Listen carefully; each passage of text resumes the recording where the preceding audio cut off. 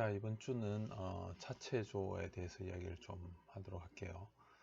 지난 시간, 지난 한 2주 전에 예전 아바쿠스 파일 작년에 창의종합 설계에서 했던 파일을 보고서를 보고 수정을 하라고 해서 보냈었고, 그래서 그거에 대해서 좀 수정된 결과가 올라온 것 같아요. 그래서 그 이야기를 좀 하고, 지금 차체조는 지난 시간에 수정된 고쳐준 해석 파일을 이용을 해서 해석한 결과들을 좀 올려놨어요. 그래서 일단 뭐 전체적으로 7, 8주차 이 차체팀의 토의를 보면 용접은 유튜브 강좌를 주로 하고 있다라고 이야기를 하고, 카티아 쪽 역시 유튜브 하고 파일 있으면 연습하고, 아바쿠스 쪽은 내가 만들어 놓은 유튜브 시청 및 집에서 연습을 하고 있다라고 하는데, 지금 유튜브 쪽은 미그 용접 중에서 이제 뭐 이렇게 노가스 용접 테스트 같은 이런 파일들을 좀 보면 이 파일을 가지고 있었는데, 여러분이 보고 있던 이 파일하고 용접 메이킹 영상하고 비슷하게 이제 근처에 있어요. 그래서 이거를 이용을 해서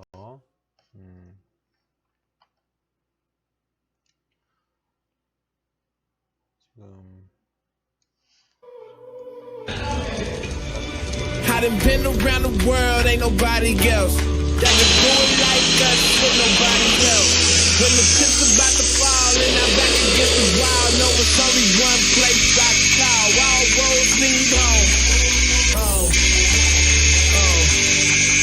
yeah. All roads lead home. All roads lead home.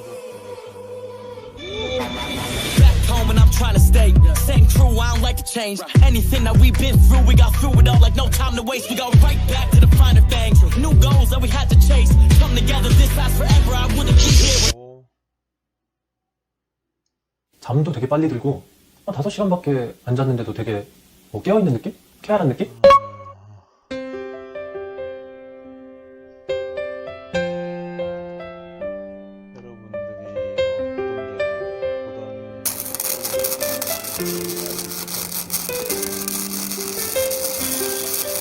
소개해드리려고 해요. 오늘 소개해드릴 게 초보자분들도 쉽게 이쪽으로 여기 끼워 넣으면 돼요. 일단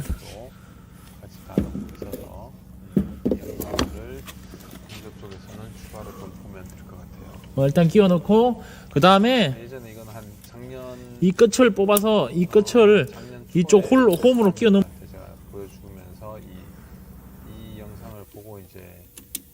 이거는 뭐 CO2 해보신 분들은 다 아실 거예요. 그냥 이렇게 해서 이 사이로 그래서 본 학생들도 있을 거예요. 그래서 한 번만 들어가면 용접하는 친구들은 보도록 하고, 그리고 해석 쪽에서 보면 지금 지난 시간에도 이제 인일 모터가 뒤쪽에 이제 차량용으로 붙을 거라고 해서 모양을 좀 바꿔야 될 것 같다라고 이야기를 했었고, 그 다음에 앞부분 파이프 수가 너무 많아서 좀 줄여야 되겠다라는 부분, 그 다음에 임팩트 바를 어떻게 구성을 할 건지 하는데, 카티아 쪽에서 해서 조금 더 이 영상으로 그려서 할 수 있도록 하고요. 이 부분은 그 다음에 없애는 부분하고 이제 뭐 해석을 했을 때 그림이 이렇게 나와 있는데, 내가 이제 지난번 해석된 영상을 이렇게 보면 이렇게 여기 이제 그때 올려주었던 해석 영상인데, 해석 파일인데, 이거를 그대로 이렇게 리절트를 보면 지금 보니 여기에서 지금 이렇게 돼 있던 결과에서 좀 단순하게 응력도 이 변이만 본 것 같아요. 이쪽 부분에 이제 변이들만 보고, 그래서 이렇게 돼 있는 것이 영상 첨부해 놓고 있다라고 하는데, 여기서 이렇게 쭉 뽑아서는 이거를 본다는 자체도 무의미하고, 이렇게 해서는 여기서 이제 본다라고 하면 U 같은 경우에는 여기서 U를 놓고, 지금 매그니튜드가 아니고 처짐이니까 UZ니까 U3를 놓고, 이걸로는 색깔이 잘 안 보이니, 그래서 벡터 같은 걸로 보면 좀 더 이제 잘 볼 수가 있겠죠. 이렇게 놓고 보면 이거는 지금 원근감 있게 표현된 거니까 이거를 끄고 보면 벡터로 보면 이렇게 이 부분이 잡혀 있고 지금 이 부분이 처져 내려가는 형태로 지금 변형이 되고 있다는 것을 알 수가 있죠. 그 다음에 여기를 이용을 해서 이제 빔 프로파일을 렌더링을 해주면, 물론 여기서는 색깔로 해야 되겠지만 색깔로 해서 렌더링을 해주고, 여기에서 아마 라인으로 해야지, 틱마크로 해야지 보일 건데, 이렇게 해서는 우리가 보기가 힘드니까 밴디드로만 보면 지금 이렇게 또 잘 안 보이죠. 그래서 U 같은 경우에는, 변이 같은 경우에는 이렇게 벡터로 볼 때 렌더링을 꺼주고 이렇게 벡터로 보는 게 편하고, 여기 보면 스트레스라고 돼 있으면 스트레스는 이렇게 렌더링을 해서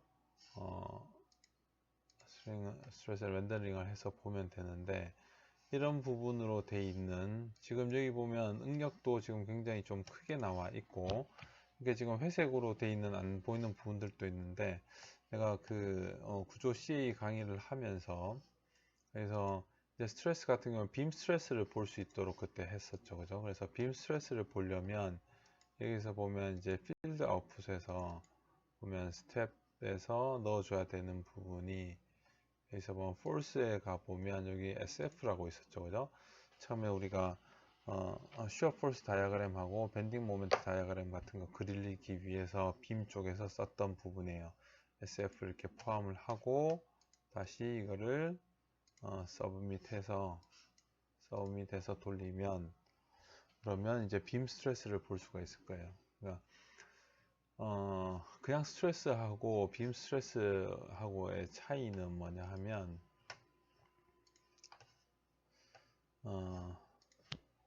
여기서 렌더링이 돼 있으면, 데이터로 봤을 때 지금 그냥 스트레스만 보면 지금 이 멀티플 섹션 포인트로 돼 있는데, 각각에서 이제 섹션 포인트가 멀티플로 돼 있긴 한데 지금 위아래 부분이 같은 색이죠, 그죠? 여기에서 보면 여기서부터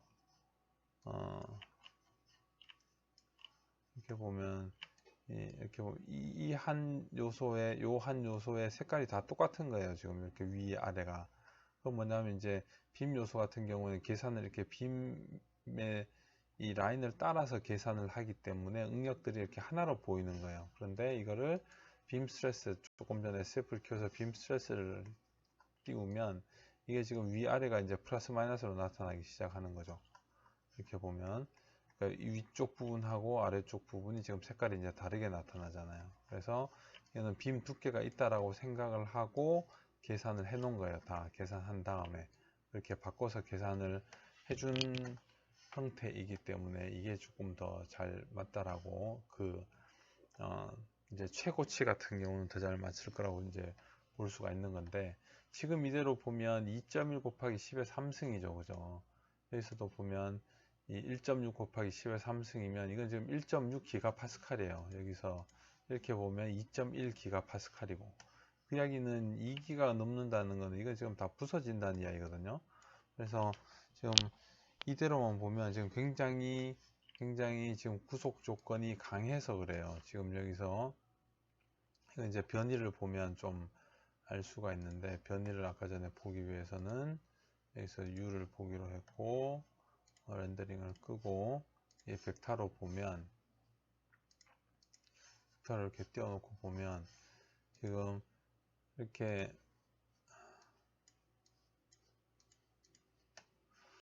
천천히 이 영상을 풀어보면 이렇게 힘을 받으면 이렇게 내려오는데, 이 부분 여기가 지금 잡혀 있잖아요. 지금 완전히 변화가 없어요.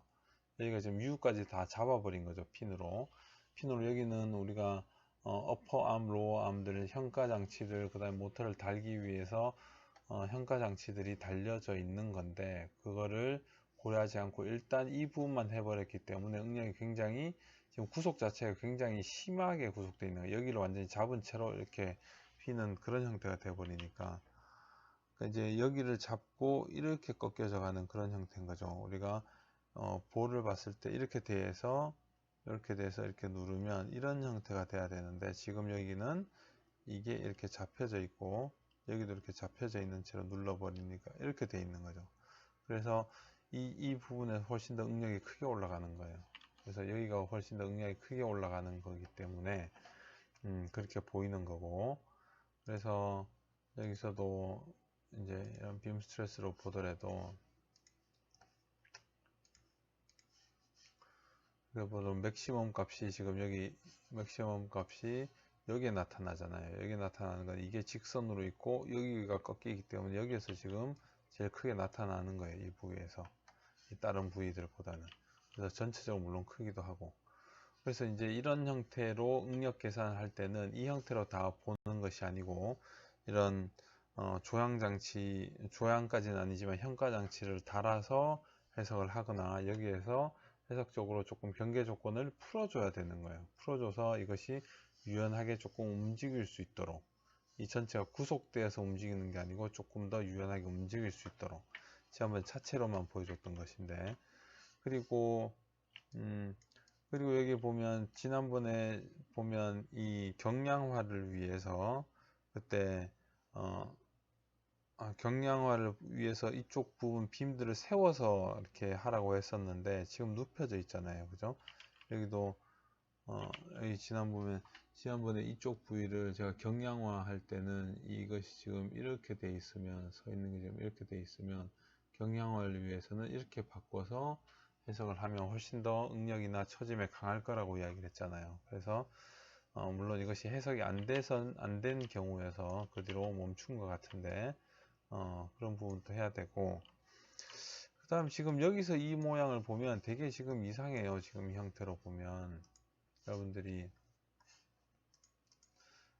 이렇게 돼 있는데 여기에다가 지금 이걸 단다라고 생각을 하면, 여기에다가 단다라고 생각하면 바퀴가 이렇게 놓이게 될 건데, 바퀴 예를 들어서 이렇게 놓이게 될 건데, 그러면 이게 지금 이렇게 경사져 있단 말이에요. 그러면 예를 들면 이런 형태의 이게 너클이고 이게 너클이고 이게 어퍼암이라 그러면 이렇게 기울어서 붙어야 되는 거예요. 이게 지금 이렇게 해서 나오는 게 아니고 지금 옆에서 이렇게 해서 나와 버리니까 이게 지금 기울어진 거죠. 기울어지거나 여기서부터 이제 너클을 이렇게 맞춰야 되는데, 바퀴를 놓고 여기 또는 너클 허브가 되던, 그러면 지금 이게 기울어져 있다는 건 이 부분에서 옆에서 보면, 이 부분을 옆에서 보면 이렇게 여기에 이렇게 핀 조인트가 이런 식으로 달린다는 건데, 핀이 암이 이렇게 내려오면, 그러면 이게 이렇게 휘청휘청 이렇게 거리면 이게 지금 같은 이 면을 기준으로 이렇게 회전이 돼야 되는데, 지금 이거는 뭐냐면 이 면을 기준으로 이런 식으로 회전하는 거예요. 두 개가 이제 길이가 다르게. 그러면 이제 전체적으로 안정적인 회전이 일어나지 않고 이게 이렇게 보면 이렇게 회전이 일어난다는 거죠. 이렇게 벡터로 보면 이런 형태로 방향으로. 그럼 차의 이제 직진 방향, 이게 기울어져 있으니까 이 회전 방향이 이렇게 된다는 거예요. 이건 이상한 거죠. 이렇게 돼서 회전 방향이 이렇게 회전이 일어나야지만 회전 축은 그대로 있고 바퀴는 위아래로 움직일 건데, 이건 앞쪽 부분하고 옆쪽 부분으로 섞인 부분의 벡터 방향으로 회전이 일어난다는 거죠. 그래서 이 모양은 지금 조금 아닌 것 같아요. 지금 이 모양을 그대로 쓰는 거는. 그래서 내가 그 예전에 그려줬던 거 보면, 이제 구조 CA 시간에 했던 거 보면 여긴 지금 이렇게 돼 있잖아요. 구조 CA 시간에 했던 걸로 보면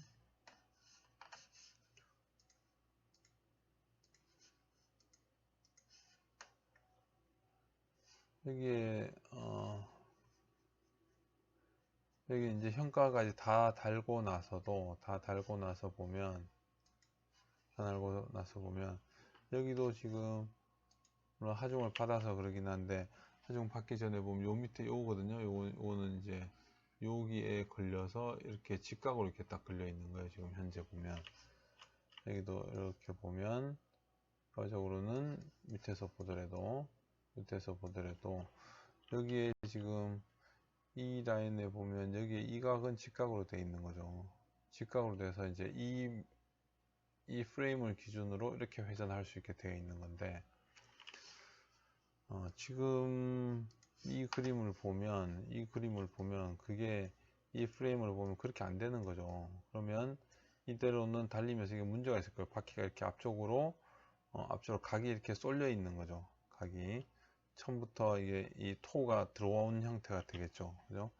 이게 바퀴 자체가 이렇게 돼 있을 때 이렇게 돼 있는 게 아니고 처음부터 바퀴가 안쪽으로 이렇게 설계를 하기도 하지만 차를 그렇게 이 바퀴를 그렇게 다는 거지 이 프레임을 이렇게 다는 건 좀 이상한 것 같아요.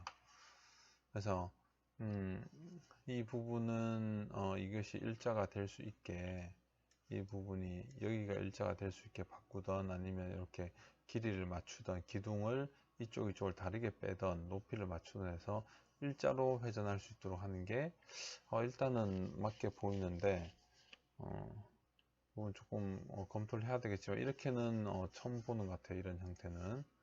그래서 그리고 전체적으로 이제 이런 프레임들에 대해서 이제 이걸로 보면 좀 약해 보이는 거죠. 이렇게 응력이 많이 나오니까.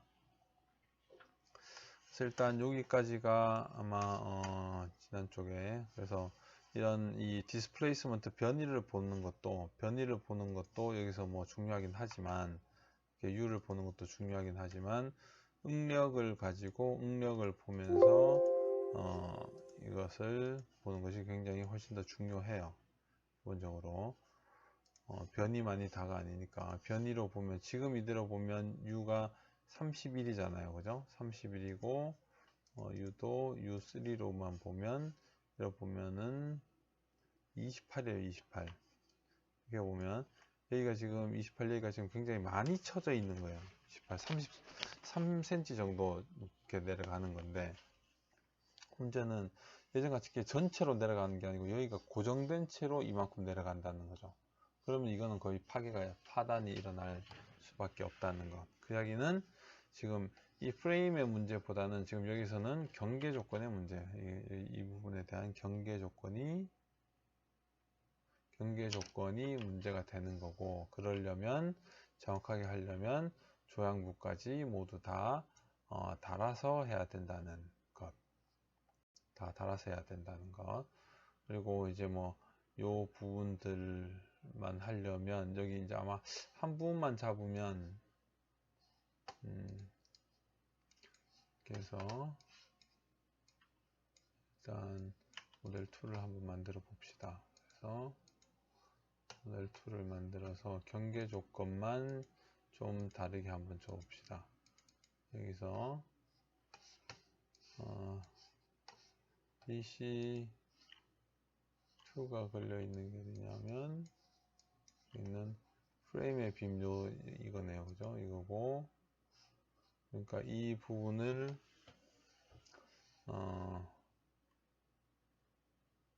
리전을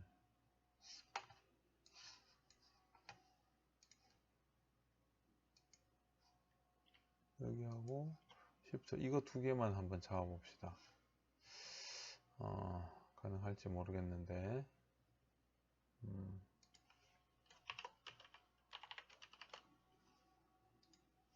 랄로 하고 이 부분을 이제 변이는 앞쪽으로 딸려 들어갈 수 있게 하려면 이제 높이만 맞추고 X쪽은 유번 부분 뺍시다. 그래서 이 부분만 잡고 회전은 다 풀어져 있는 상태고 그 다음에 여기는 여기 요 점만 완전히 다 고정해 보는 걸로 아마 이걸 것 같은데 여기에서 핀 부분에서 요 점하고 쉬프트로 요 두 점만 잡고 5만 해서 이 지점은 다 잡고 회전은 다 풀어주고 이렇게 하면 조금 다른 결과가 나올 수도 있을 것 같아요. 그래서 여기서는 03 1PT 만 잡았다고 해서 한번 해석을 해 봅시다.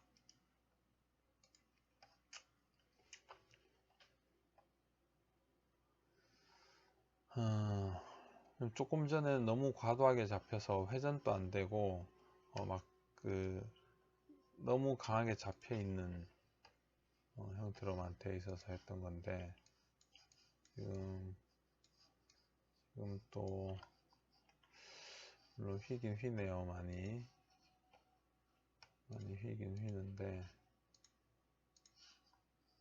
아까보다는 조금은 줄어들었네, 그죠? 조금은 줄어들었고, 여기 보면 이게 어쨌든 2기가는 넘지 않는 건데, 지금 이것만 해도 굉장히 큰 거예요. 지금 큰 거고, 여기서 보면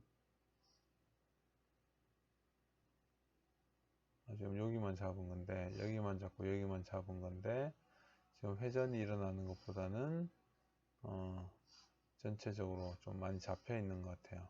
그래서 지금 이대로만 가지고는, 이 프레임만 가지고 응력 해석은 할 수는 없을 것 같고, 이걸 가지고 뭐 상대적인 비교를 한다라든가 아니면 형가 쪽에서 하중들을 좀 가지고 와서 하는 형태를 해야 될 것 같아요. 그래서 이때 지금 오늘 지금 녹화를 하고 있는데, 그래서 말고 지금 일정이가 지금 하나의 메일을 보냈어요. 오후쯤에. 그래서 지금 아바쿠스 해석을 했는데, 일정이가 지금 이쪽 아바쿠스 해석 쪽 팀인 것 같은데, 여기서 분석 결과가 정확한지 아닌지 좀 궁금하다. 근데 지금 여기서 보면 그림상으로서 일정이가 해석한 거에서는 이쪽 부분에 좀 빨간색이 나왔다. 휠 끝 부분에. 그래서 기존의 자료를 보면 스프링의 연결부 강도가 최대가 돼야 되는데 왜 이런 문제가 있는지 이게 좀 정확하지 않은데 그를 좀 알려달라 라고 이야기가 왔어요. 그래서 일정이가 해석한 거를 보기 전에 보면 예전 자료를 이렇게 보면, 이게 지금 예전 자료예요. 예전 자료. 예전에 제가 구조 CA 시간에 했던 그 해석 자료인데, 여기서 리절트를 보면 여기서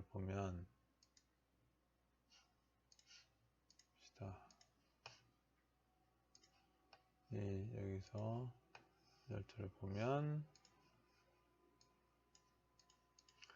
어디에서 문제가 일어나냐 하면,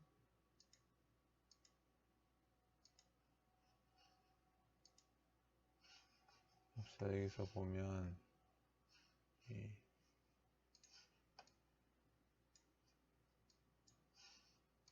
이렇게 했죠, 그죠?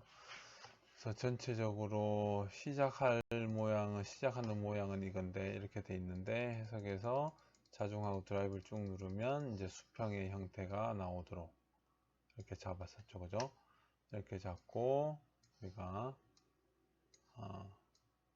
해석을 해서 그런 높이들을 맞췄는데, 이때 지금 응력 값을 보면, 여기 보면 지금 보면 하나 두 개가 100메가파스칼 정도죠, 그죠? 100메가파스칼인데 그게 지금 어디서 나타나냐 하면, 최대를 보려면 여기 컨투어 옵션에서 리밋에 가서 맥시멈 값을 클릭을 하면 되죠, 그죠?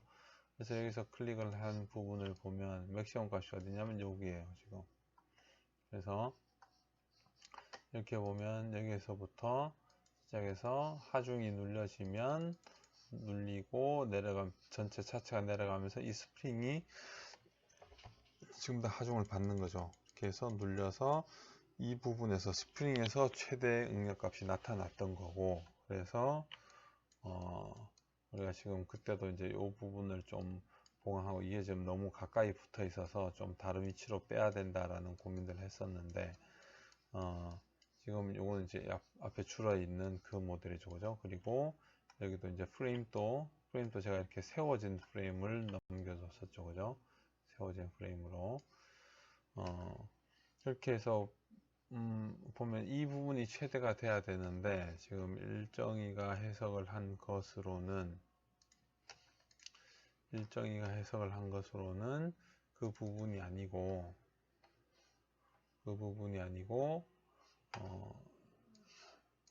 옆에 이렇게 보면 제일 끝에 해석한 걸 보면 이 부분이 빨갛게 나와 있다라는 거죠. 그죠?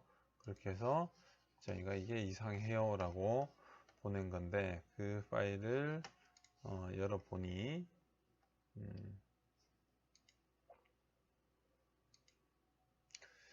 파일을 열어보면,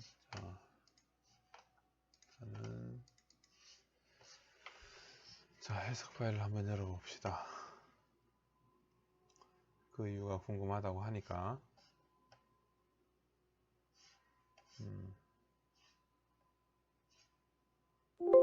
자, 일단 요소수가 좀 많은 것 같아서 일단 제 거 가지고 있는 버전으로 지금 해보도록 할게요.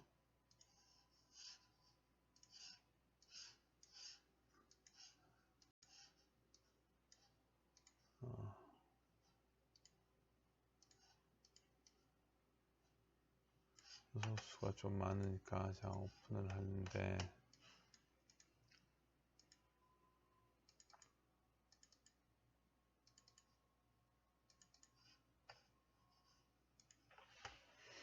버전 양면에서 일단은 바꾸고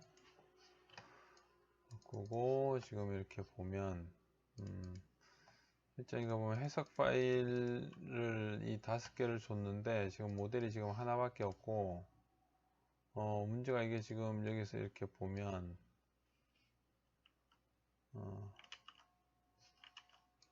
여기도 이렇게 보면 이 파일에 들어갔던 모델이 모델-1이에요. 모델-1.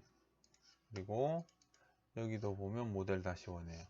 그러니까 이건 뭐냐면 여기서 내가 했는데 이거를 수정한 거를 처음에 이걸 돌렸는데 수정을 하고 다른 파일을 돌리고 또 수정하고 돌렸는데 이게 지금 다 모델 1에 있으니까 지금 나한테 일정이가 보낸 거는 이렇게 CA 파일만 보냈어요. CA하고 저널 파일만 보냈는데, 그러면 여기 있는 이 CA 파일만 보냈으면 문제는 뭐냐면 얘네들 모델들이 다 똑같기 때문에 어떤 걸 돌리더라도 지금 현재 이 인풋으로 만들어지게 돼요.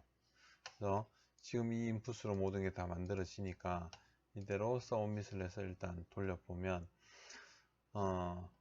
그 이제 좀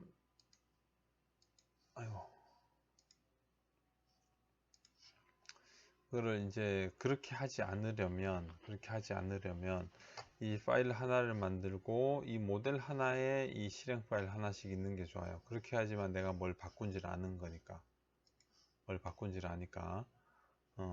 그렇게 하지만 이 모델 하나 복사해서 모델 2가 되고 이 실행 잡 네임을 그거에 맞춰서 돌리면 이게 이제 각각 다르게 올라오는 거죠. 지금 이대로 해서 일단 리저트를 보면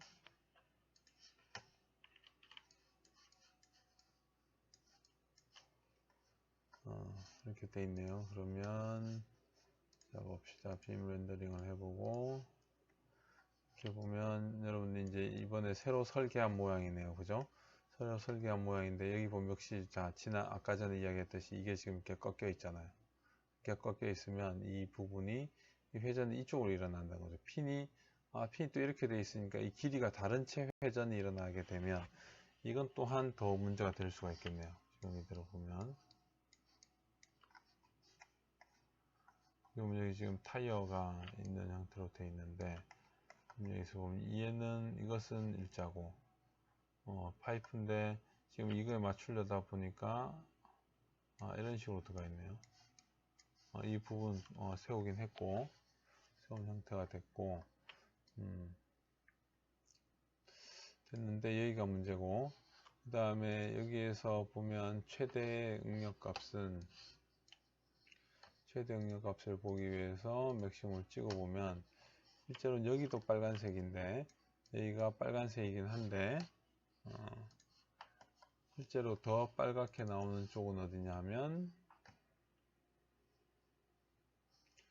응력도 볼까요? 응력도 지금 좀 달라요. 그죠? 응력 다르니까 이거는 아마 이 부분이 마지막에 아마 드라이버를 안 넣었던 그런 모양 같고, 드라이버에 또 확인해 봅시다. 그래서 일단 여기가 지금 빨간색이 나타나는데 최대값은 여기가 아니에요. 실제 최대값은 암 어퍼, 오타예요. 암 어퍼, 여기가 지금 최대로 나왔어요. 지금. 그러니까 이제 여기가 왜 최대가 나왔는지 궁금하다는데, 실제로는 확인해 보면 여기가 최대인 거고, 그건 아마 이제 이 일정이가 했을 때 해석 파일이 이거였는데 이게 다를 거예요. 아마 아까 그림에서 나온 거는, 아까 동영상에서 봤던 거는 이 파일이고, 지금은 다 돌리더라도 다 똑같은 형태밖에 안 되니까 지금 이걸로 나왔는데, 아마 경계 조건을 보면 로드에서 여기 드라이버가 빠져 있네요. 그죠? 드라이버를 리줌에서 포함을 시키고 여기서 이걸 서밋 하면 이제 드라이버만 들어간 형태로 돼버리는 거죠. 그래서 이렇게 되면 하나하나 고쳐서 넣더라도 이제 계속 헷갈리는 거예요. 그래서 딱 맞추어서 이 모델도 복사해서 맞추고 여기도 맞추는 형태로. 실제로는 여기서 바꿀 거면 모델을 모델 2로 해서 바꾼 다음에 모델 1 말고 모델 2에서 실제로 고칠 것들은 고쳐서 가야 되겠죠. 그래서 아마 드라이버면 여기 보면은 드라이버를 포함했을 때 지금 그래도 좀 다른 모양이긴 하네요. 근데 위치는 똑같네요. 그죠? 암 어퍼 쪽에 지금 최대값이 나오는 거고, 모양이 이렇게 돼 있으니까 이 부분이 이상해진 거죠. 그죠? 그래서 여기를 어떻게 직선으로 빼든지 모양을 좀 다르게 하든지 하는 게 필요한 것 같고, 그 다음에 여기에 걸리는 것들은 보면 결과적으로 이제 경계 조건에 문제가 되는 부분일 것 같아요. 이게 왜냐하면, 자, 이 모양을 봅시다. 이 모양을 보면, 여기서 보면 이런 걸 이제 확인을 해 볼 수가 있죠. 그죠? 확인을 해 보면,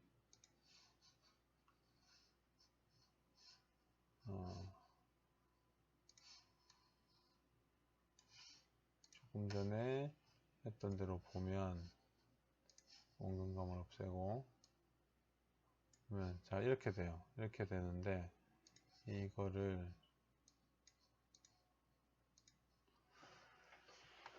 자, 이 그림하고, 이거 지금 거의 지금 안 내려가잖아요. 그죠?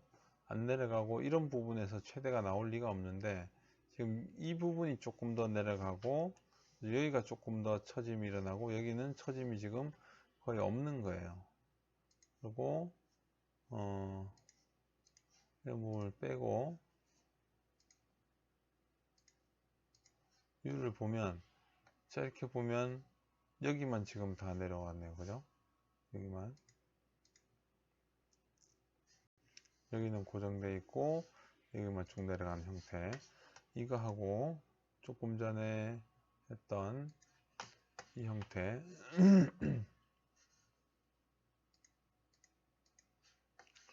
자, 여기서 이제 이거 누르는 이 축도 달라졌죠. 그죠? 거기에서 지금 문제가 있는 거예요. 지금 보면. 여기서 이렇게 보면, 뒤쪽에 이렇게 쭉 내려와서, 이 부분이 쭉 내려와서, 내려오면서, 이 바퀴가 굴러오죠. 그죠? 이 바퀴가, 지금 보면, 지난번에 계속 설명을 하던 건데, 이 바퀴가 굴러오지 않으면, 이제, 이 바퀴가 지금 이렇게 굴러오죠. 그죠? 굴러오지 않으면 강하게 잡아서 이 부분의 응력들이, 이 축 부분에 이제 응력이 다 걸리는 거예요. 이렇게. 여기서도 U도 한번 볼까요? U는,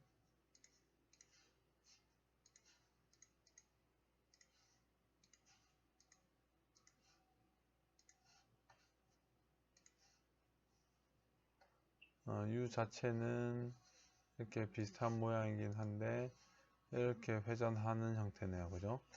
U로만 보면 좀 비슷한 형태긴 한데 여기서 보면 형태긴 한데 응력을 보고 전체적인 모양 자체가 이제 그게 맞지 않는 거죠. 그죠? 이렇게 해서 이렇게 스트레스를 보더라도 지금 전체를 보더라도 이 처짐 자체가 이상하잖아요. 그죠? 처짐 자체도 이상하고 조금 전에 이걸 눌렀을 때하고 여기 있는 YZ가 보이도록 누른 거, YZ가 보이도록 누른 거 하고 여기에서 지금 이 YZ가 보이도록 보이게 누른 거 하고 XY는 이게 지금 이게 보면 이게 다른 거예요 지금. 그래서 예전에 우리가 했을 때는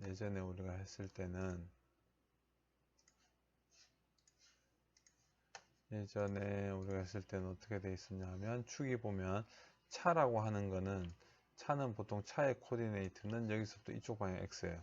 앞바퀴에서 뒷바퀴 쪽으로.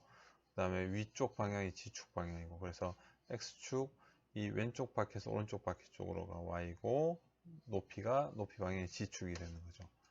이렇게 돼 있는데, 지금 여기에서 지금 가지고 온 거는 뭐냐 하면, 모양을 보면 어떻게 되어 있냐 하면, 이렇게 놓고 보면, 자, X축이 바퀴 쪽이 되어 있고, G축은 같은데, Y축과 X축이 지금 바뀌어 있죠. 그죠?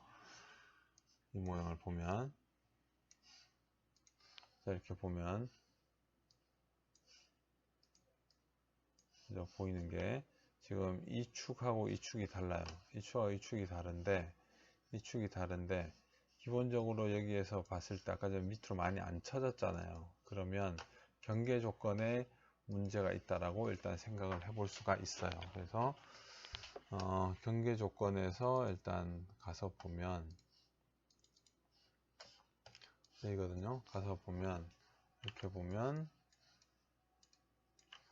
지금 뭐냐 하면 여러분들 프론트의 레프트 핸드죠. 이렇게 달아놓고 나면 XYG에 대한 변이를 잡았고, 여기 보면 여기가 어디냐 하면 앞바퀴가 놓이는 부분이죠. 그죠? 앞바퀴가 놓이는 부분이니까 여기서도 로드 어셈블리에서 뷰를 그렇게 바꾸면 되니까 어셈블리 디스플레이 옵션에서 이건 빔 렌더링을 해주면 그 모양이 나오겠죠. 그죠? 그래서 이렇게 된 모양에서 여기에서 보면 이 값이 XY G축 다 잡고 UR3를 잡았어요. 이렇게 G축 방향으로 회전을 잡았어요. 근데 예전 거를 보면, 예전에 내가 해준 걸 보면, 그래서 이게 똑같은 거예요. 프론트에 레프트 핸드. 보면 똑같이 U1, 1, 2, 3는 잡고 U3를 잡았다는 거죠. 이때는 보면 뭐가 문제냐면 U3가 어느 쪽이냐 하면 U3는 같은 쪽이라고 보면 이때는 뭐냐면 위아래가 대칭이죠. 이때 보면 좌우가 대칭이에요. 좌우가 대칭이어서 이 차체가 이렇게나 이렇게 회전하지 않는다라고 생각해서 이 여기 회전점을 잡은 거예요. UR3를. 근데 지금 이 모양을 보면 위에서 바라보면 아까 이야기했듯이 이게 지금 기울어져 있잖아요. 그럼 이것이 이렇게 보면 이렇게 봤을 때 정확하게 이쪽으로 휘는 게 아니고 이렇게 휠 거라는 거죠. 정확하게 보면 이게 지금 이렇게 휘는 게 아니고 이렇게 휘어간다는 거죠. 이쪽으로. 이쪽 방향으로. 이거의 직각으로. 그래서 이렇게 휜다라고 생각하면 이 지점이 G축에 대해서 회전을 같이 맞추느냐 아니라고 보여지는 거죠. 그래서 이 경우는 이 G축 방향의 회전을 빼야 된다고 생각을 해요. 제 생각에는. 왜냐하면 이 모양이 다르니까. 그래서 여기서 G축 방향의 회전을 빼고, 그 다음에 왼쪽도 보면 똑같겠죠. 왼쪽도 빼고, 그리고 나서 이제 뒤쪽 부분을 보면 지금 U2, U3가 잡혀 있어요. 근데 예전에 해준 걸 보면 여기서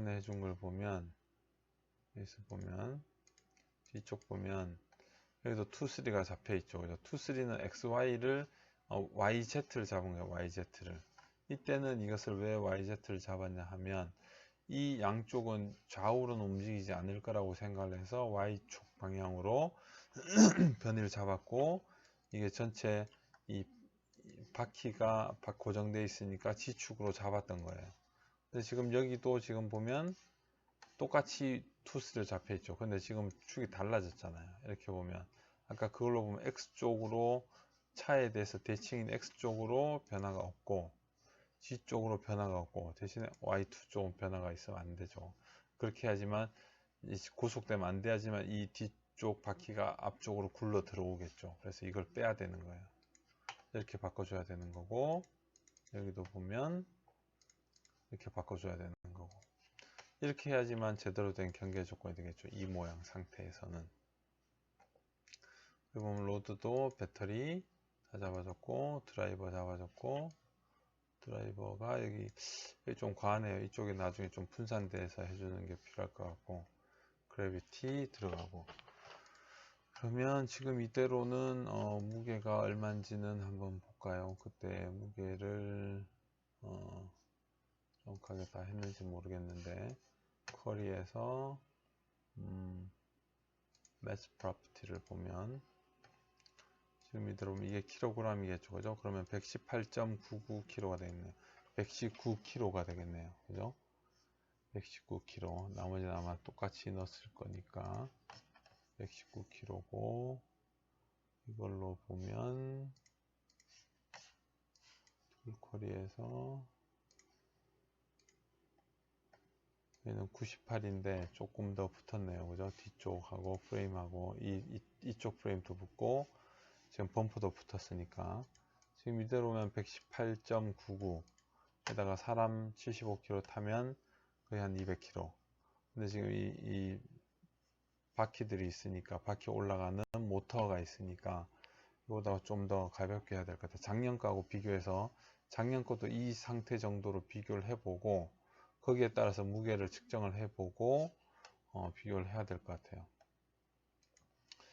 지금 어쨌든 내가 지금 여기서 모델 2로 바꾸고, 그리고 로드는 그대로 주고 경계 조건만 바꿨어요. 그래서 03 EV 서스펜션이라고 하면 확인하고 여기다 서브밋을 해주면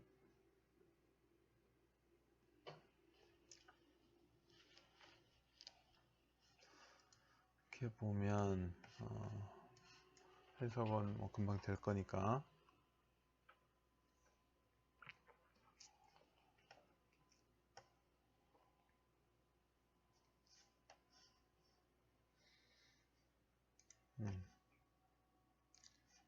됐고, 이렇게 해서 리절트를 보면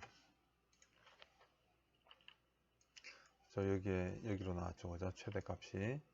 최대값이 여기 나왔죠, 그죠? 그래서 78kg, 그죠? 응력도 지금 지난번보다 이런 걸 빼면 좀 더 무게도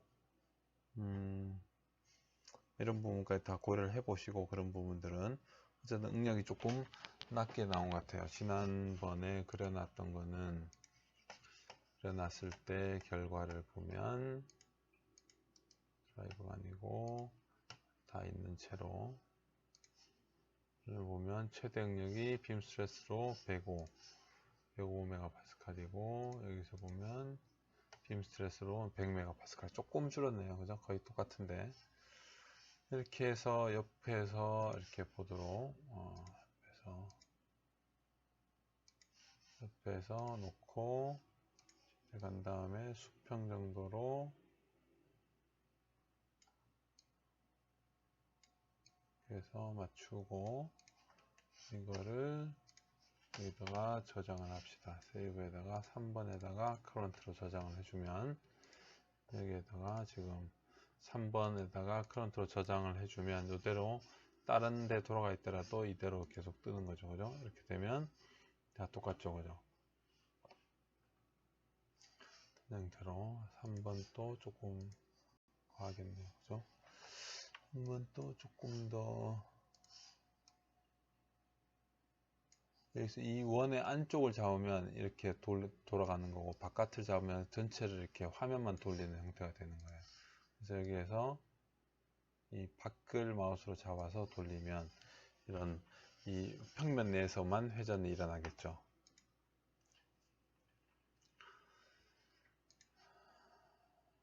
자, 이렇게 보면 수업 시간에 했던 거하고 비슷한 형태로는 나오네요, 그죠? 나오고, 그 다음에 그리고 이제 이쪽 부분들이 좀 문제가 되는,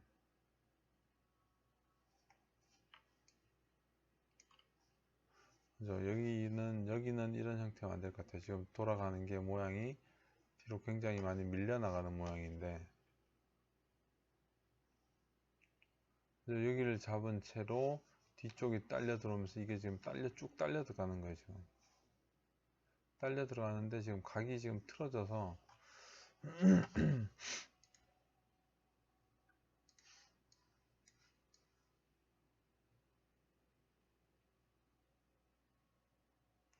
아마 이렇게 돌린 게 지금 90도 돌아 있는 거네요. 그래서 4번에 아무튼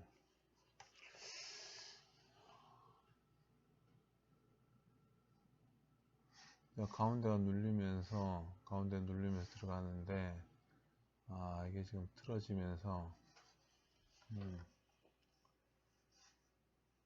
뒷부분도 지금은 이제 일단 그냥 단순 해석이라고 생각을 하고, 그 다음에 여기도 보면 여기도 문제가 생겼네요. 그죠? 이렇게 보면 여기가 지금 다 걸려버리잖아요. 그죠? 이 바퀴 사이즈를 생각해 보면 지금 범퍼가 좀 이렇게 내려오면 안 되는 거예요. 지금 여기가 지금 이렇게 보면 범퍼가 지금 타이어를 통과하는 형태잖아요. 그죠? 그러니까 범퍼가 이렇게 나오면 안 되는 거예요.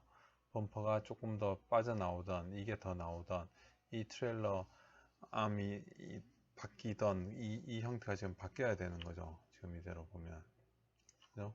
지금 이대로 보면 지금 범퍼가 지금 바퀴에 걸려 버리잖아요. 그죠? 이렇게 하면 안 되니까 이 부분은 또 그림하고 전체적으로 생각을 해서 이 부분도 이렇게 보지 말고 다른 형태로 지금 트레일링 암을 이렇게 디귿자 형태가 아니게 다른 형태로 구성을 해야 될 거예요. 그래서 구성을 해야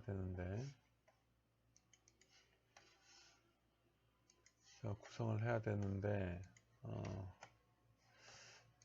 지난번 보여준 것 중에 이 솔라카 그림을 한번 보여줄게요. 솔라카에서 이제 이 뒷바퀴 쪽인데, 뒷바퀴 얘도 이제 이 자동차용, 이게 뒷바퀴에 들어가는, 이렇게 보면 이제 여기가 이게 지금 바퀴가 돌 수 있도록 하는, 이게 이제 차체예요. 차체. 이 부분이 이제 차체가 되는 거고, 차체가 여기가 뚫려 있는 거고, 이게 이 부분이 이쪽 앞부분이 이제 이 차량의 내부고,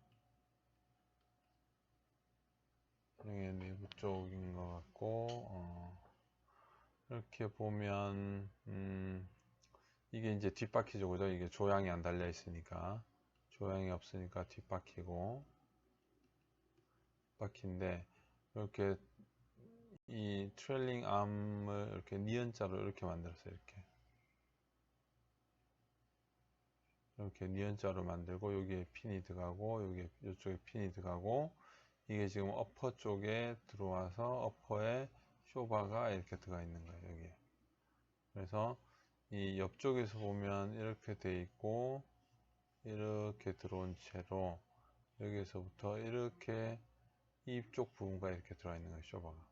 그러면 얘를 조금 더 이렇게 키울 수도 있겠죠. 타이어를. 이건 지금 옆으로 들어오는 거니까 지금 이렇게 쇼업 쇼버가 지금 어쩌면 이 옆쪽으로 들어와 있는 거예요. 옆쪽으로 들어오고, 이게 지금 이 브레이크의 캘리퍼죠. 그 다음에 지금 여기까지 들어오고, 여기에서부터 바퀴가 이렇게 들어가 있네요.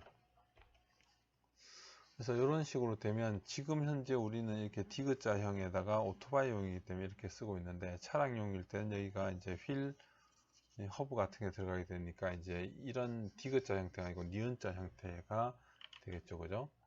그래서 이런 모양으로 되어 있어요. 이제 설계했던 그림을 보면 이렇게 들어가서 이제 로어 암처럼 이렇게 들어가고, 이게 이제 트레일링 암이 된 거죠. 암이 되고, 이렇게 들어와서 이렇게 너트를 볼트를 박을 수 있게 해서 휠 허브로 사용을 하고, 여기 보면 이제 니은자형 이 암에다가 이렇게 브라켓을 박아서 여기에다가 이렇게 이 브레이크 캘리퍼를 구성을 하고, 그 다음에 여기다 이제 암을 내서 여기다 이제 볼트를 내서 구멍을 내고, 여기다 이제 쇼 옵셔버를 넣은 형태가 되겠죠.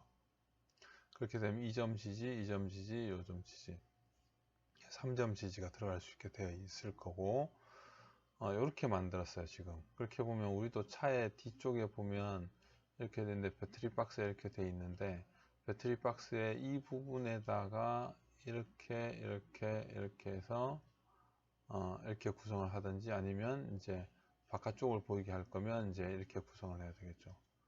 이렇게 되면 이제 바퀴가 바깥쪽에서 이제 볼 수 있는 형태로 되겠죠. 이 반대로 이게 지금 어떻게 보면 이게 우측 뒷바퀴라고 생각하면 되죠.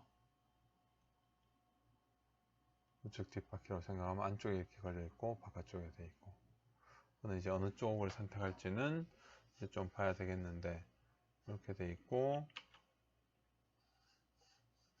여기서도 보면 이 축 부분을, 축이 이렇게 들어가 있고 휠 축이 들어가 있고, 이게 지금 이게 모터니까, 그죠? 모터 쪽. 이 부분은 1모터 쪽은 아닌 것 같아요. 1모터 쪽은 아닌데, 이제 모양 같은 사이즈의 저걸 썼으니까, 바퀴를 썼으니까 같은 형태가 될 것 같고, 요게 이제 브레이크에 잡아준 디스크가 될 거고, 브레이크 디스크가 될 거고, 요 부분을 이제 이 축 부분을 디자인을 해서, 축을 디자인을 해서, 그 다음에 이렇게 허브에다 끼워 넣는 형태로 되고, 요 위에는 항상 이렇게 브라켓 등을 이용을 해서 설계를 하는 형태가 좋을 것 같아요. 이게 이제 이 축에 이렇게 보면 이게 이제 키를 박은 거죠, 그죠? 키를 박고 넣어서 이쪽이 이제 바퀴 쪽이 되고, 이쪽이 휠 허브 쪽에 이렇게 집어넣고 키를 해서 넣어서 이제 회전 부분을 잡아주는 형태로 그렇게 지금 해놨어요. 그 전에는. 그래서 지금 이런 이 디귿자형, 완전한 디귿자형 이 트레일링 암보다는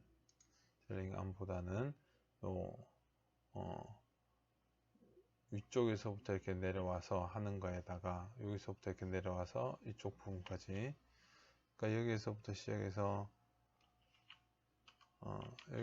시작을 해서 이렇게 와서 이렇게 되면 여기까지 이제 들어올 수 있겠죠. 이건 이제 너무 짧게 들어와서 이제 이것이 쇼바 역할을 못 하는 건데, 이렇게 건너와서 여기까지 오면 이 비율만큼 커지는 거니까, 그런 형태, 또는 아니면 이게 이제 이쪽 안쪽 편, 이 기둥에서부터 시작해서 이런 형태가 되면 아마 이런 형태가 되겠죠. 바깥쪽으로. 그런 형태가 되던 그런 부분들을 이제 이 차량용이 되면 설계를 다르게 좀 해줘야 되니까, 그 부분들을 좀 고민을 해야 될 것 같아요. 그리고 일정의 질문에서 두 번째 거는 트레일러의 각도를 넣었을 때, 지금 각도 8도하고 5도 받고, 5도일 땐 도가 아마 해석이 되고, 아마 8도일 때는 해석이 안 된다는 것 같은데, 느낌으로는. 근데 지금 여기에서는 그거를 지금 찾아볼 수가 없어요. 지금 왜냐하면 그 8도하고 5도 바꾼 부분이 어딘지 모델에 대해서 나와 있지 않기 때문에 그 부분을 파악하기가 지금 힘들어요. 지금 상황에서는. 그래서 그 부분은 좀 더 이제 원래 파일을 좀 받아야지만 좀 파악을 할 수가 있을 것 같고, 지금 현재로는 지금 주어진 인풋만으로는 그런 걸 판단할 수가 없는 상황이니까,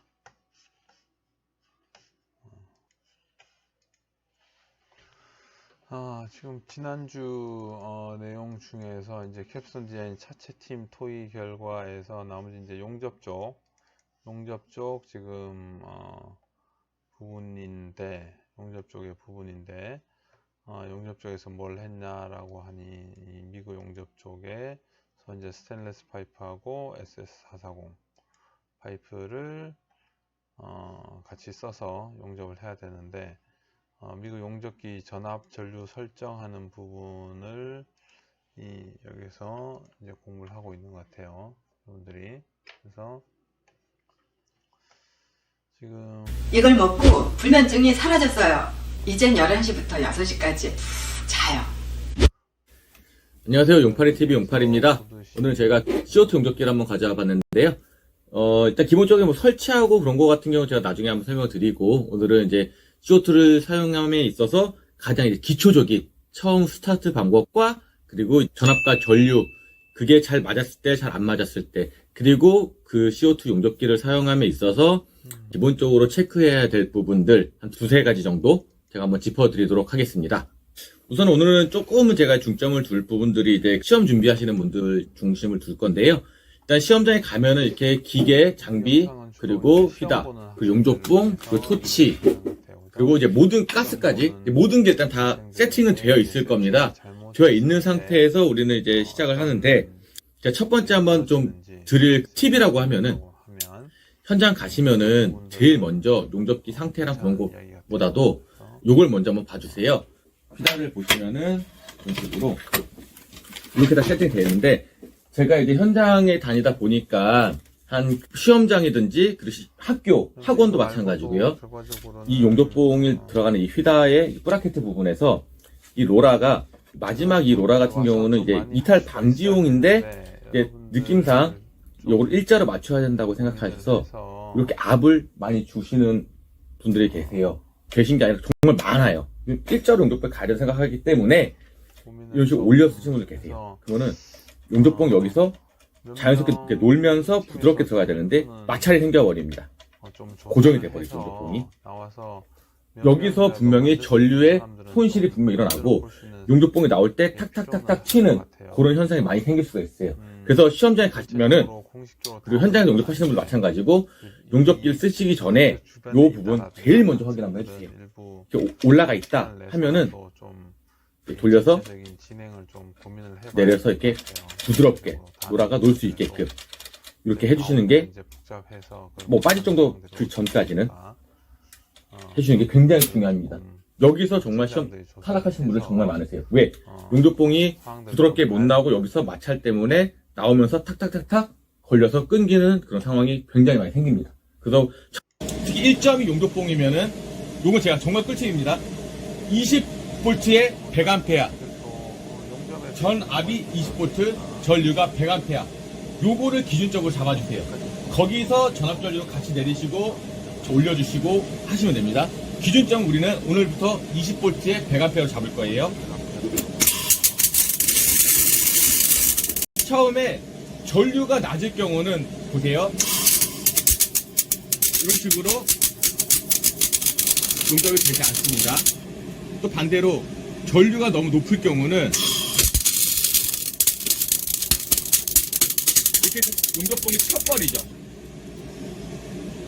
그래서 우리는 아까 말씀드린 20에 100을 최대한 맞추려고 노력을 하셔야 됩니다.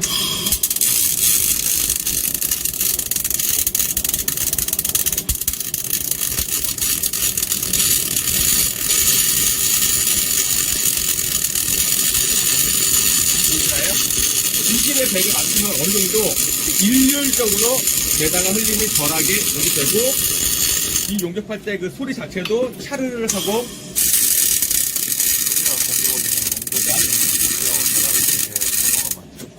굉장히 부드럽게 연결되죠.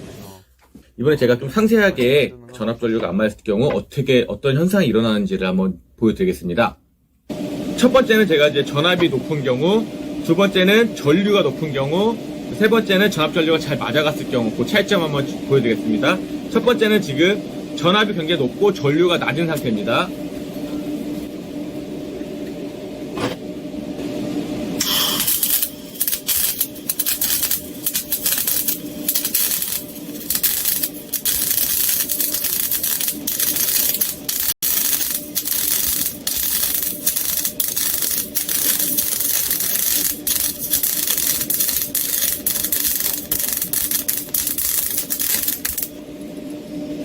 용접봉이 이제 많이 밀지를 못하고 여기 똥똥똥똥 맺히면서 용접이 원활하게 이루어지지 않는 모습이고요. 이번에 반대로 전압이 낮고 전류가 높게끔 그렇게 세팅이 됐을 경우 어떻게 되는지 분명히 보실 거예요. 용접똥이 너무 많이 쳐서 막 몸에 들러붙고 머리에도 붓고 용접이 거의 안 될 정도로 굉장히 불편함을 느끼실 겁니다.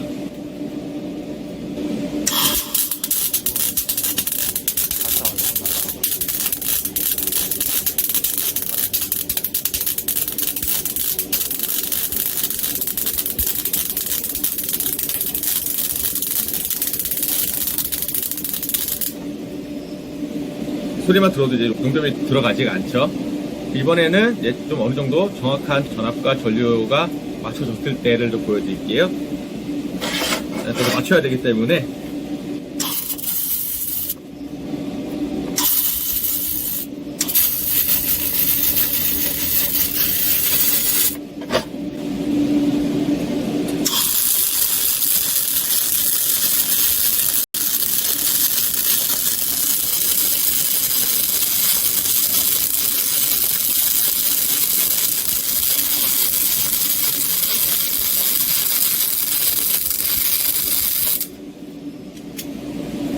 그런 식으로 이제 전압 전류가 잘 맞으면은 확실히 뭐 주변에 뛰는 똥도 좀 덜해지고 용착되는 것도 확실히 좀 이쁘게 되고요.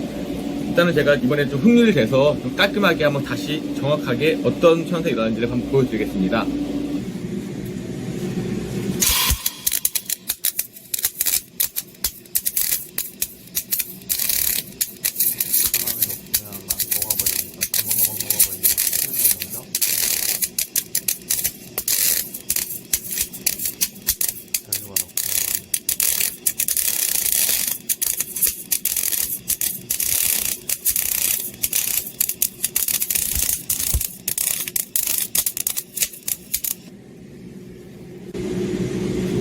여기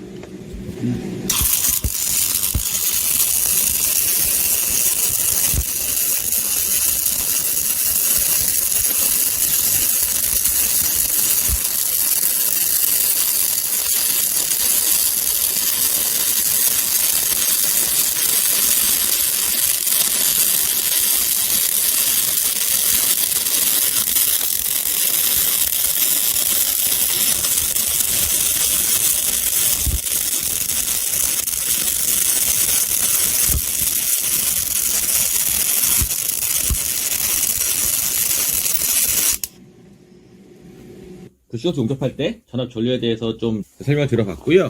제일 지금 위에 게 제가 봤을 때 지금 가장 이상적인 전압 전류 용접이 잘 된 거고, 그리고 아까 그 이제 흥미를 냈던 건데, 얘 같은 경우는 이제 적정한 전압 전류로 용접한 거고, 이제 두 번째 거는 전압이 높았을 경우, 세 번째 경우는 이제 용접 그 전류가 높았을 경우 약간 이런 형상이 일어나요.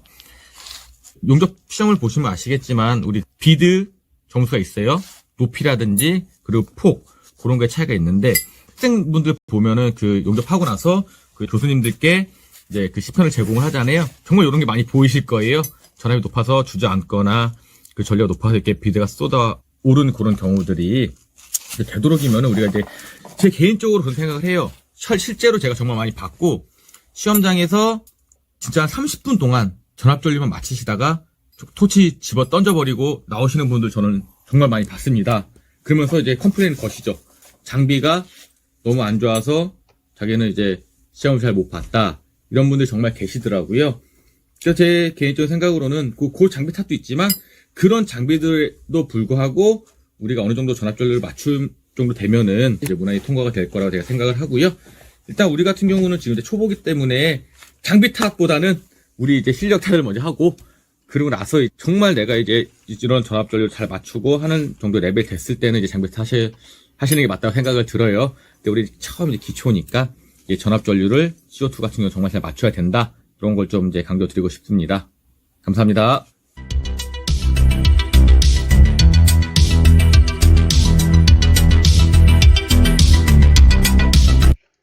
그 다음에는 요 미그 CO2 용접 배우기에 보면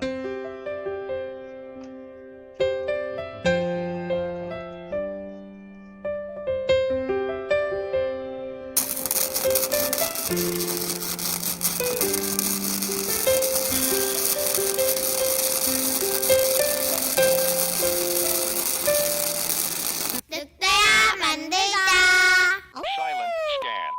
안녕하세요. 늑대입니다. 오늘 제가 뭐 하나 용접기 하나 소개해 드리려고 해요. 오늘 소개해 드릴 게 이 영상을 보고 이 초보자분들도 쉽게 사용하실 수 있는, 그리고 용접을 쉽게 할 수 있는 그런 용접기인데 미그 용접기예요. 휴대용이고, 일단 제가 소개해 드리려고 하는 이유는 얘가 좀 다루기가 엄청 쉬워요. 그래서 아무래도 저희 이제 채널 보시는 분들이 용접에 관심 있어 하시고 초보분들이 좀 많으신 것 같아요. 그래서 제가 알곤 티그도 지금 배우기 하고 있지만 요거 건너뛰고 바로 미그로 가실 분들도 꽤나 있을 것 같아요. 요거 한번 보시면. 몰라서 그랬지. 그러니까 제가 오늘 이제 소개해 드릴게, 일단 보여줄게요. 미가트로닉스라고 덴마크 업체고 용접기 전문 회사죠. 얘는 이제 알루미늄, 스테인리스, 철 모든 걸 다 할 수가 있어요. 근데 얘는 이제 아까도 말씀드렸다시피 이제 휴대용이에요. 그리고 CO2는 공장에서 이제 사용하는 거지, 이제 두껍고 이런 제품들 때울 때 사용하는 거지, 얘는 6T 이하, 그게 박판 위주의 위주로 일단은 얘는 이제 세팅이 돼 있어요. 그래서 이제 얇은 아주 이제 얇은 티들도 얘가 다 용접이 가능해요. 그러다 보니까 일반 각파이프 이런 거 때우기에 최적화가 돼 있죠. 각파이프도 1.2T인데 세팅만 맞춰 놓으면 빵구 안 나고 그냥 연속으로 쭉 때울 수 있고, 전기 용접처럼 봉을 안 갈아도 되고, 와이어가 계속 공급을 해주니까 계속 이렇게 용접을 할 수 있겠죠. 일단은 얘를 현장에 갔을 때 가스통을 들고 다녀야 되잖아요.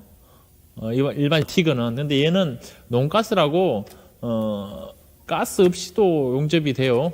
그래서 그것도 한번 얼마나 잘 되는지 한번 해볼게요, 소개. 그리고 제가 이거 파는 업자는 아니고, 저는 그냥 이거 초보자분들이 많이 보시니까 요런 것도 있다고 제가 한번 소개해 드리려고 산 거예요. 이거를 이거 한번 찍자고 산 거예요. 뭐 물론 나중에 다시 되팔면 되지만, 일단 저도 사놓으면은 쓸 일이 있을까 하고 뭐 일단은 구입했어요. 싼 가격은 아닌데 일단 구입을 해서 일단 소개는 시켜 드릴게요. 한번 뜯어볼까요? 장갑이 어딨냐. 오늘은 일단 저도 지금 퇴근 시간 지났거든요. 이제 직원들 퇴근하고 제가 이거 작업을 하는 거예요. 지금 이거 찍고 있어요. 그러니까 저도 오늘 시간은 없으니까 오늘은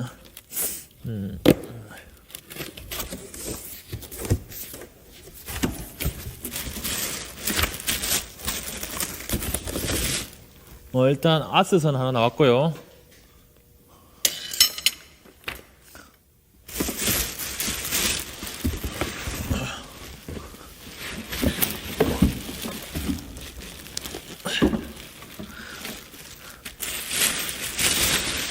이렇게 그냥 용접기 하나 딸랑 있어요. 그리고 뭐 방부제 좀 있고 끝. 이게 이제 이렇게 CO2, 요게 이제 토치건이죠. 요거 토치 하나랑 그 다음에 이거 가스선 있고, 저쪽 박스에는 제가 따로 이제 소모품 좀 받은 게 있어요. 그럼 이 가스는 이제 알곤을 끼우면은, 알곤 가스를 여기 꽂으면 알루미늄이나 스테인리스 용접이 가능하죠. 그리고 이제 탄산가스, CO2 가스를 꽂으면 일반 CO2처럼 솔리드 용접, 이제 솔리드 와이어 넣고 용접하면 아무래도 깔끔하게 나오고, 이제 난 이런 거 다 필요 없다, 뭐 클리트도 별로 필요 없어, 그러면 논가스로, 이 가스 안 가지고 그냥 논가스로 용접하시면 돼요. 일단 이게 다예요, 그냥. 그리고 전기 코드 220, 그냥 220V 대지코 그냥 해서, 지금 시간이 없으니까 일단 빨리빨리 진행해 볼게요.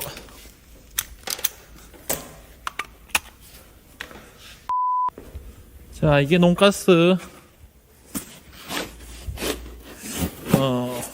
논가스 용접 봉이에요. 이제 이거를 이 이제 토치 건 사이로 끼워 넣으면 되는 거예요. 이건 많이 보셨죠 어디서?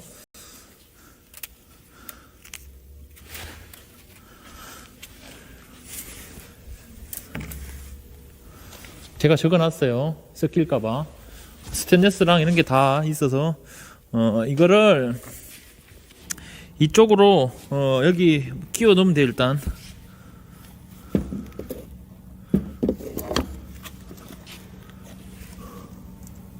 일단 끼워 넣고 그 다음에 이 끝을 뽑아서 이 끝을 이쪽 홈으로 끼워 넣으면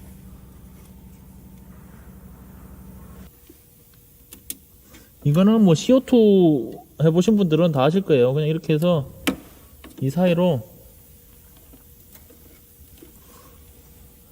한 번만 들어가면 이제 아까처럼 롤러 전원을 켜볼게요. 조금 잘 맞춰야 되는데. 아주 조용해요. 일단은 돌리기 전이라서 그런지. 그다음에 얘는 채워주고 얘가 이제 와이어를 물고 이제 안으로 일로 들어가고 있어요. 이쪽으로 들어가면 이 토치로 나오는 거예요. 제가 이렇게 지금 튀어나왔죠. 이게 지금 와이어가 이쪽으로 나왔어요. 안 잡히는 초점이 안 잡히는데 이렇게 와이어가 나왔어요. 이 버튼 누르면 이렇게 쭉 나와요. 계속.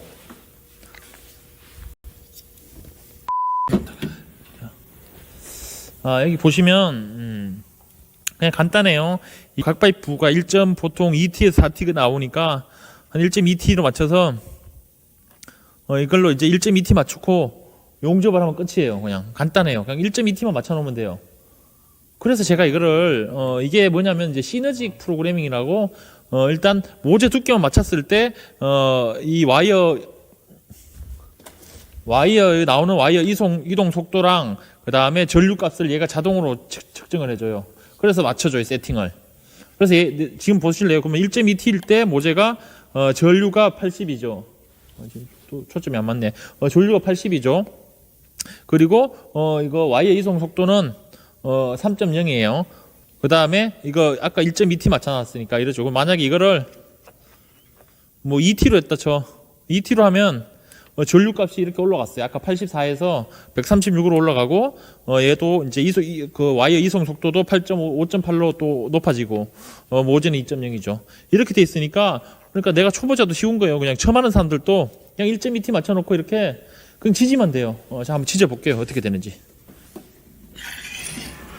이거는 지금 논가스라서 가스가 없이 하는 거예요. 그래서 그러다 보니까 아무래도 스페트라 그러죠. 이렇게 슬러그 그 용접동들이 많이 튈 거예요. 그리고 비드도 그 탄산 CO2 연결했을 때보다는 훨씬 안 좋게 나올 거라고 예상은 해요. 일단 이제 많은 분들이 또 뭐 이렇게 또 태클 거시기 전에 제가 아예 그냥 마스크 보호 장비를 다 착용할게요. 지금 또 마이크 배터리 또 없어요. 안전장비 자, 쓰고 각반 착용했어요. 이렇게 각반 착용했고, 자 이번엔 방독 마스크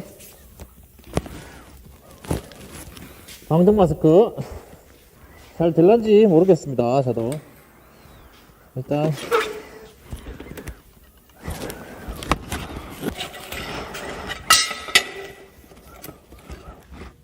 여러분들 또 이번에 집에 있으면서 안전교육 아이고야 깜빡 마음이 급해서 그런데 헛스서는 안 꽂았어요. 자 죄송합니다. 맞다. 깜빡했네. 잠깐만 다시 그럼 아스들을 바꿔주고 테스트 해볼게요. 일단 각파이프 한번 떼어볼게요. 각파이프를 일단 저희가 이제 티그로 용접하듯이 한번 떼어보겠습니다. 속도랑 그런 거 한번 봐주세요. 그리고 중요한 건 이제 얘는 이제 CO2는 그냥 찢어도 돼요. 그라인더질 안 해도 돼요. 알곤 용접은 그 용접 부위 다 해줘야 되잖아요. 물론 뭐 봉 높이를 생각하고 하면은 괜찮긴 괜찮지만 일단 해볼게요. 그러니까 그래서 다 끝나고 나면 모바일도 있으니까 테니까 뭐 해서 다 끝난 다음에 이수증을 제출하도록 해요.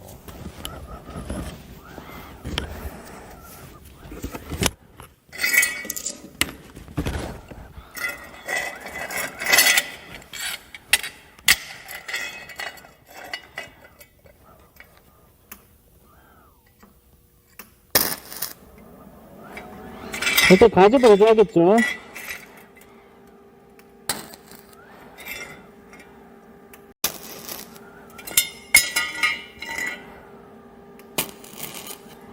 자, 그리고 이제 훑치면 돼요, 이제.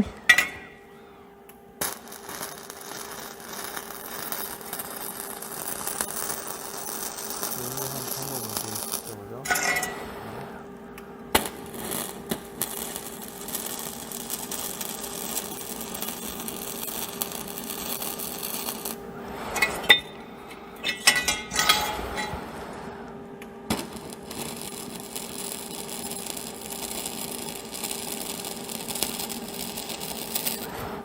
안에도 한번 볼까요, 안에도?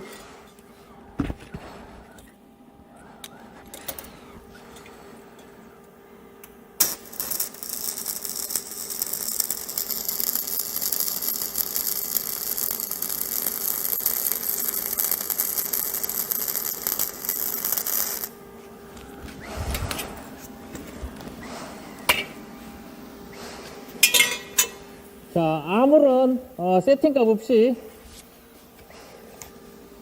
마스크 벗을게요. 씨. 아우, 진짜. 이놈의 마스크 때문에.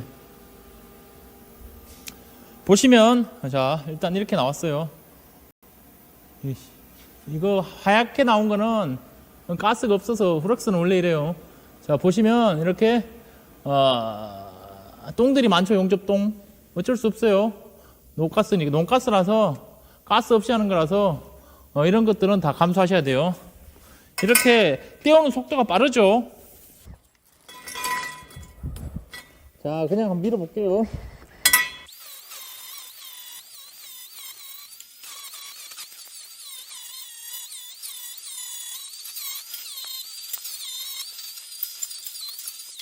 일단 대충 갈았어요. 자, 이렇게 깔끔하게 나와요. 어차피 알고 틱으로 해서 그냥 사상하면 이렇게 나와요. 똑같이. 이번에는 이렇게 한번 붙여볼게요.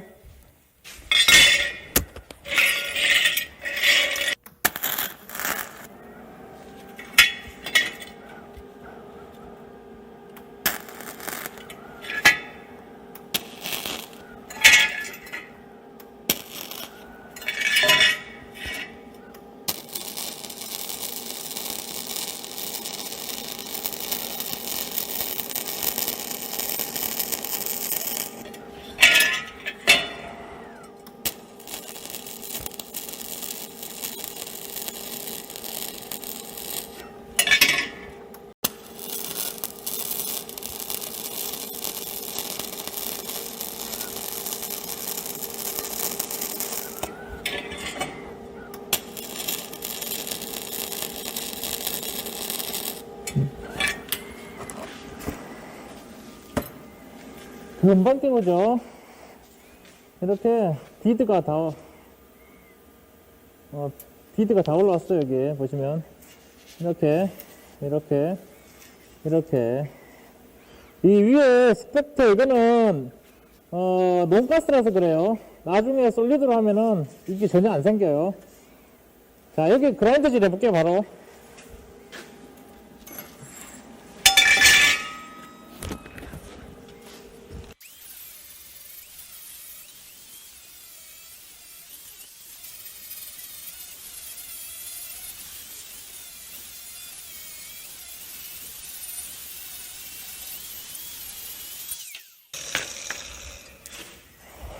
자, 보시면, 자, 용접 자국이 아예 없죠?